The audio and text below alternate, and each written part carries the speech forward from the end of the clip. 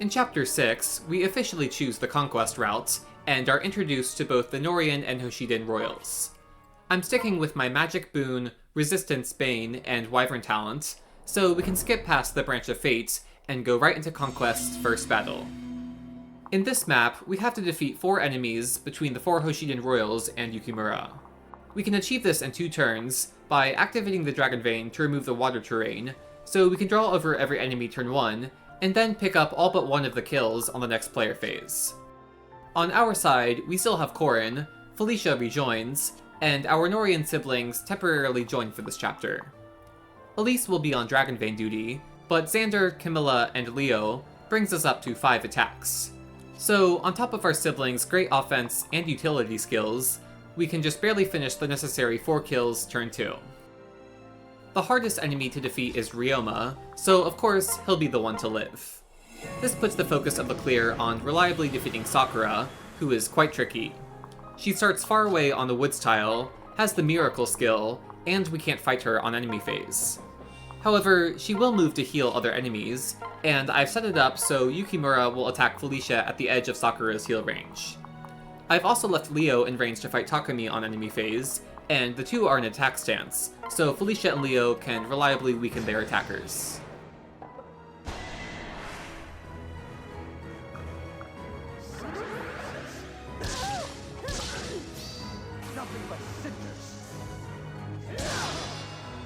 Cool crits, but Sakura's going to heal Yukimura anyway, and the important part was just Felicia getting off 1 damage, so Sakura will move to heal him. Even with attack stance and weapon triangle advantage, Leo's Brynhildr only gets up to 84 displayed hits. He does need to land this, but at least with true hit, it's actually a 93% chance to hit. There is some random enemy movement turn 1, but Takumi and Yukimura will always attack at 2 range, and Sakura will always heal Yukimura at 2 range, so the positioning will always work out for my turn 2 plan. For the first kill, Corrin finishes Takumi while in attack stance with Leo. Then for the second kill, Xander Okos Hinoka while always having Corrin available for attack stance. For the third kill, I have Camilla weaken Yukimura while in attack stance with Felicia, setting up the kill for Felicia while in attack stance with Leo. I also have Camilla use her lunge command here to switch places with Yukimura. This means she will always end 2 tiles away from Sakura. So for the 4th kill, Leo can attack Sakura at 1 range, using Heartseeker and Camilla's attack stance to reach 100 hits, and Camilla's Rose's Thorns to reach Sakura's Oko threshold. And even if Sakura were to proc Miracle, Camilla has a chance to land a dual strike to finish the kill. And that's Chapter 6 completed in 2 turns. I did need to land basically every attack here, and I've calculated my odds of success at 76%, putting the expected turn count at around 2.2. Maps are going to get a lot more complicated, but our new access to battle preps and the MyCastle will give us the tools to keep reliability around this range, if not even better. Moving on to Chapter 7, we have a true route map, which, like Chapter 4, consists entirely of faceless and has a lot of avoid boosting terrain. However, this time we have to tackle 3 paths, branching from our starting position, and we only start with Corrin and Felicia. As we saw last chapter, Felicia's damage output is getting pretty miserable on her own, so splitting up from the start isn't an option. However, her support for Corrin is excellent, which combined with his new Dragonstone and access to tonics, means the 2 can team up to crush entire paths of Faceless on their own. And then, we'll just have to leave it up to our mid-map reinforcements to handle the remaining section. First, I'm going to have Corrin and Felicia sweep the center path, in which we can clearly see how the Dragonstone is a perfect fit for this chapter. With its high might and magical damage, Corrin hits really hard, and by putting Felicia in attack stance, we can apply her personal skill and provide a dual strike for 1 whole damage to completely one-drown these Faceless. Well, after getting a magic level up, Corrin doesn't even need Felicia's dual strike, but Devoted Partner's damage boost is still the reason Corrin can Oko in the first place. Guess I did it right. Another great aspect of the Dragonstone is its defensive boosts, which, combined with Felicia's defensive aura skills, lets Corrin completely tank the generic Faceless. The downside of the Dragonstone is its underwhelming hits, but once again, Felicia comes in clutch, letting Corrin reach 100 hits by being in attack stance. And thankfully, the positioning works out, so we can fight all the Faceless in the center path off of Woods tiles, so for now, Corrin can keep his 100 hits. It's over.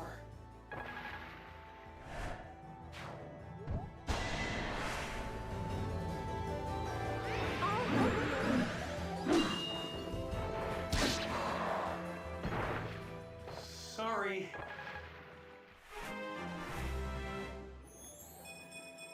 This is my chance. Turn 3, we get our first wave of reinforcements, with the friendly Cavalier Silas joining alongside the sisterly Troubadour Elise, this time for real. Elise brings good supports, with Staff and Dragonbane access, 7 movement, and a damage boosting personal skill. However, considering my pace and Phoenix mode, saves aren't very important, making her standout feature be an early unit with 7 movements. Silas also has this great 7 movements, but he can actually fight alongside the units he ferries, with pretty all-around solid combat stats. This, combined with Cavalier's level 10 skill Shelter, will give him something to do throughout the entire game.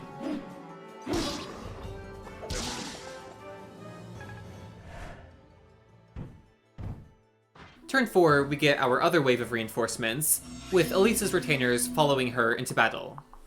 Unlike her liege, Effie has no utility and actively low movement as a knight, so even though she has great strength and defense, she won't get much opportunity past this chapter to show it. The fighter Arthur also doesn't have standout movements, and he has unfortunate reliability, but with hand axe access, he is our second unit with 1-2 range, and as a fighter, he can provide a huge +4 strength, +2 speed pair-up that will be important in some early chapters.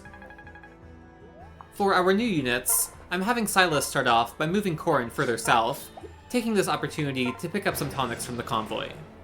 Afterwards, he's going to rush back north with the Elise trio, helping them reach the final Faceless in the north by the time Corrin finishes the boss in the south. For now, Effie is leading the charge in the north, catching a ride from Elise and going for 2 shots against the paired up Faceless. Effie does need to land all of her attacks to break through the choke point in time, but at least with Elise's attack stance, she's able to get above 90 listed hits.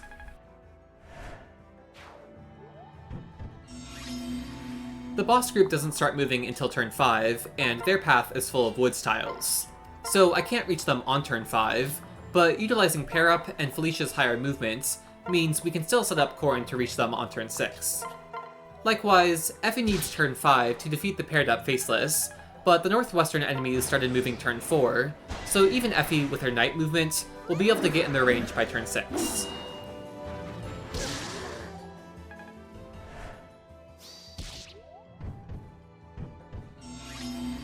To defeat the boss, Corrin needs 2 attacks. He can reach to weaken them on player phase, but only by pairing into Felicia, which means no attack stance.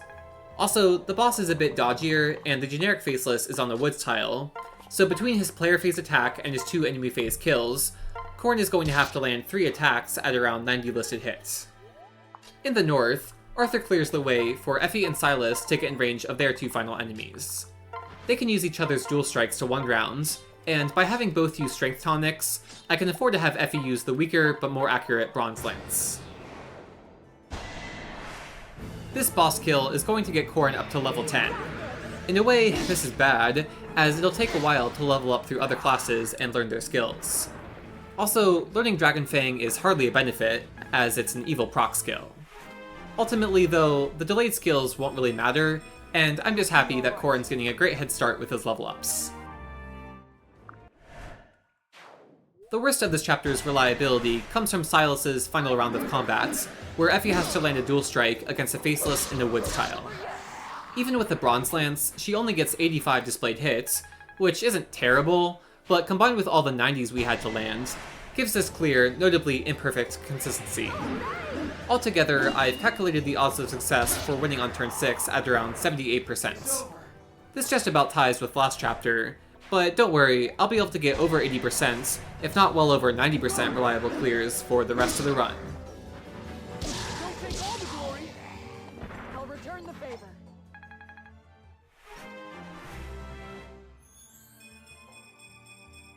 I'll spot you! And that's Chapter 7 completed in 6 turns, with an expected turn count around 6.2. Thanks for watching, and I'll see you next time.